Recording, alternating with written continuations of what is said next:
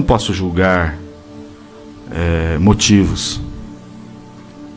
Não tem como julgar motivo, qual é o motivo do outro. E eu peço a Deus que Ele tenha coragem de dizer publicamente o que Ele me disse pelo telefone. Eu rogo a Deus, porque seria uma coisa maravilhosa. Nós não estamos querendo destruir ninguém, nós estamos querendo que todos cresçam. Nós não estamos querendo acabar com os pastores, não. Nós gostaríamos de ver os pastores enxergar o que está na palavra. Então eu estou esperando as respostas bíblicas e até agora não vieram. Quer dizer, a resposta bíblica veio, está aqui. Não há refutação contra isso. Nada podeis contra a verdade, senão pela verdade. E conhecereis a verdade, e a verdade vos libertará. Hoje eu sei o que é padecer pelo nome de Jesus Cristo.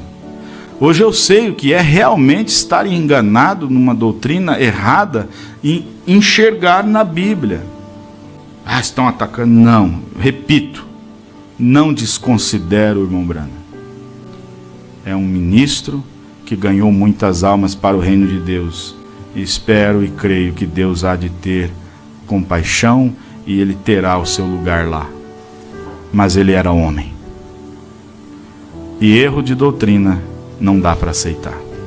Até os erros pessoais, falhas pessoais, a gente pode engolir muita coisa, mas erro de doutrina não dá. Eu não tenho condições de subir no púlpito e ensinar algo que eu estou vendo que é contra a Bíblia. A minha consciência não permite. E o terceiro anjo tocou a sua trombeta e caiu no céu uma grande estrela, ardendo como uma tocha. Isso aconteceu? Me mostre onde aconteceu. Pode ser que tenha acontecido, pode ser que eu esteja enganado. E se eu estou enganado, eu gostaria que você me mostrasse aonde aconteceu e eu vou admitir que eu me equivoquei nisso. Caiu sobre terça parte dos rios, sobre as fontes das águas. E o nome da estrela era Absinto.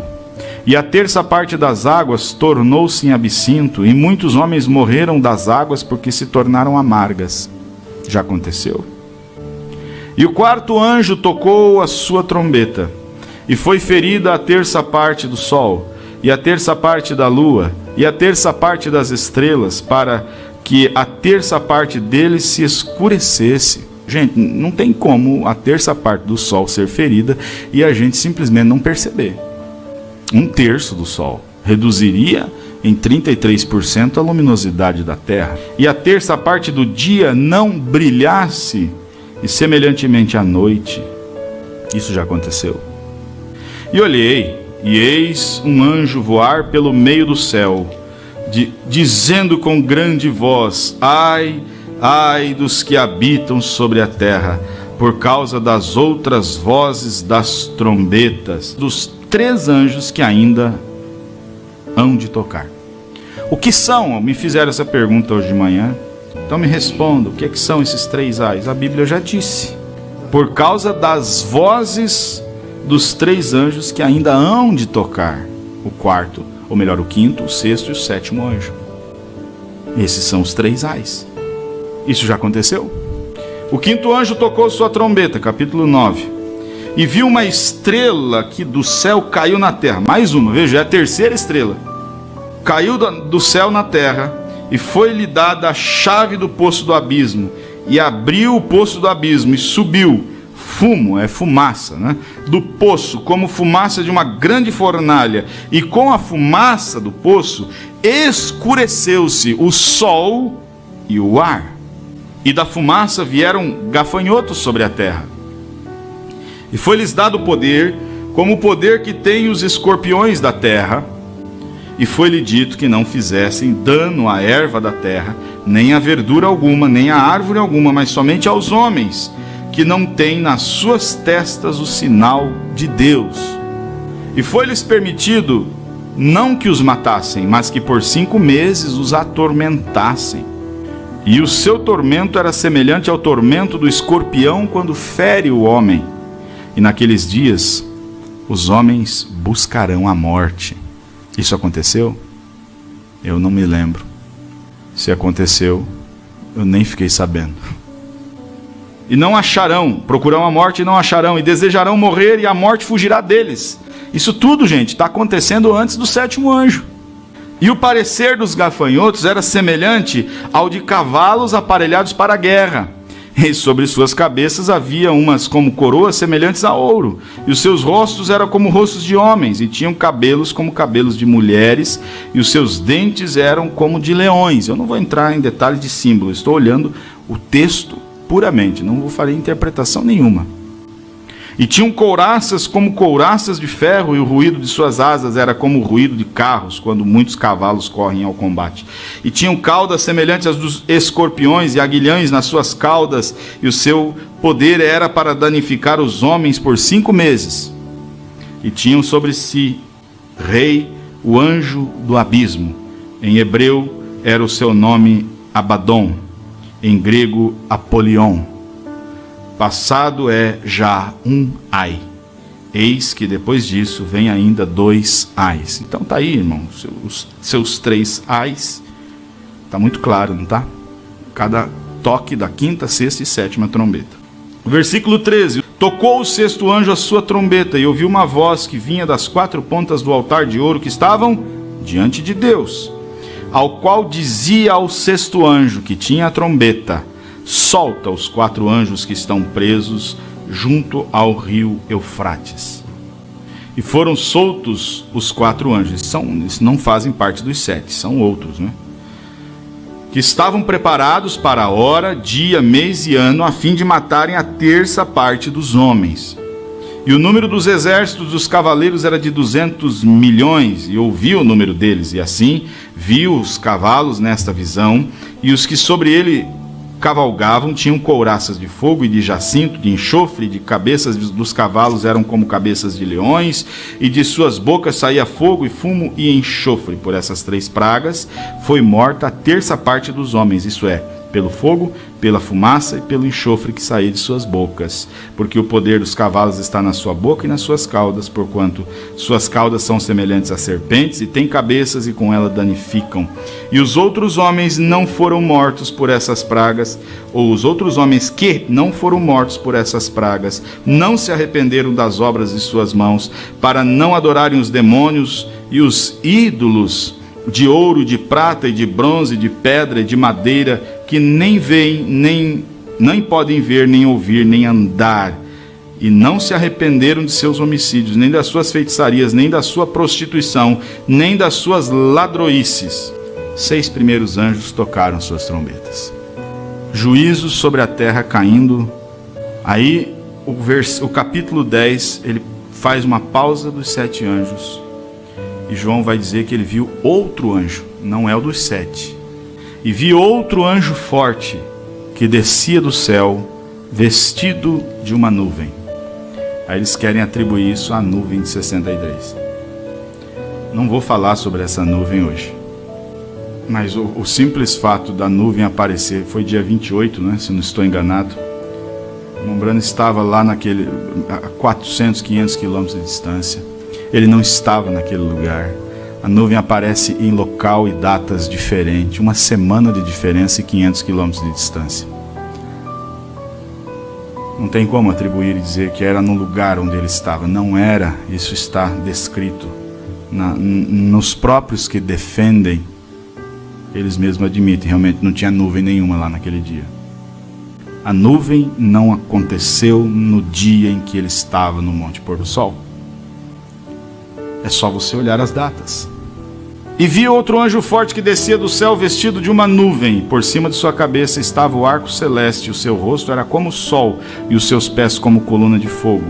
O irmão Brana vem e diz: esse anjo é Cristo. Ele faz até sentido, né? A descrição aqui. Tinha na sua mão um livrinho aberto, pôs o seu pé direito sobre o mar e o esquerdo sobre a terra.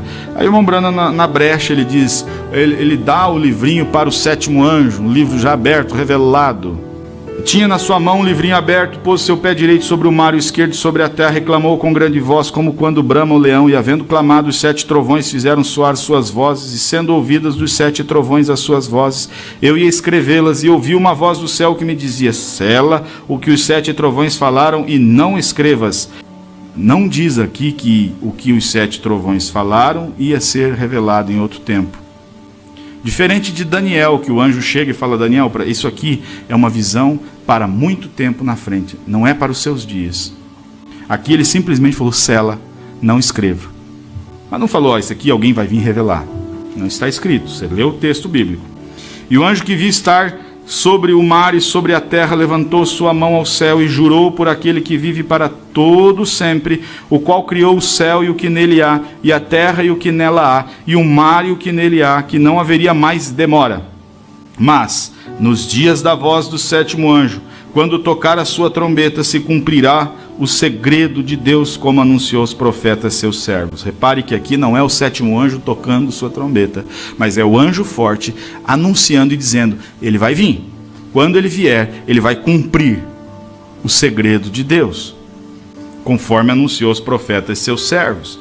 E a voz que eu do céu tinha ouvido tornou a falar comigo e disse: vai e toma o livrinho aberto da mão do anjo que está sobre... Falou com quem? O João. Vai e toma o livrinho aberto da mão do anjo que está em pé sobre o mar e sobre a terra. E fui ao anjo dizendo: dá-me o livrinho. E ele me disse: toma-o e come-o. Então quem foi que tomou o livrinho? Foi João, o apóstolo João. Não foi o 7º anjo. Não adianta a gente querer torcer o texto, gente. O texto está dizendo o contrário do que a gente ensinava. E ele disse: toma-o e come-o, e ele fará amargo o teu ventre, mas na tua boca será doce como mel. Tomei o livrinho da mão do anjo e comi-o, e na minha boca era doce como mel, e havendo comido, o meu ventre ficou amargo. E ele me disse: importa que profetizes outra vez a muitos povos, nações e línguas e reis. Para quem que ele está falando isso? Para quem? João. Para João. É João que está escrevendo de Apocalipse. Ah, mas João representa a noiva, representa o irmão branco. Aí você está viajando na maionese. Aí você está torcendo o texto bíblico. Estou mostrando fatos que aconteceram e João relatou o que aconteceu. Eu comi, ele falou comigo. Aí você vai ver, esse versículo vai ter sentido quando você estuda a vida de João. João não morreu na ilha de Patmos, ele vai sair da ilha de Patmos, depois vai pastorear a igreja de Éfeso, vai morrer, vai ser o único apóstolo que morre de velhice. Realmente, depois dali, ele ainda profetizou, ele ainda pregou para muitos povos, para muitas raças, línguas e nações. Ponto. Em outras palavras, o anjo está dizendo para ele: ó, João, você não vai morrer aqui, você ainda vai profetizar muito. O anjo forte fez, ele viu esse anjo forte, o anjo forte falou: vai vir o 7º anjo, mas não é, aqui ainda até agora o 7º anjo não tocou a trombeta, concordam? Agora então entra Apocalipse 11 e você vai ver o que vem acontecer em Apocalipse 11. Foi-me dada uma cana semelhante a uma vara, e chegou o anjo e disse: levanta-te e mede o templo de Deus e o altar que nele, e os que nele adoram, e deixa o átrio que está fora do templo e não o meças, porque foi dado às nações. E pisarão a cidade santa por 42 meses. E darei poder às minhas 2 testemunhas e profetizarão por 1260 dias. É o mesmo tempo. 42 meses, 1260 dias, que equivale a 3 anos e meio. 1260 dias vestidas de saco. E estas são as 2 oliveiras, e ele vai dar descrições dessas 2 testemunhas, que vão realmente fazer muito sentido que seja Moisés e Elias pelos tipos de seus ministérios, né? Essas são as 2 oliveiras, os 2 castiçais que estão diante do Deus da terra, e se alguém lhes quiser fazer mal, fogo sairá da sua boca. Quem é que fez descer fogo do céu? Elias.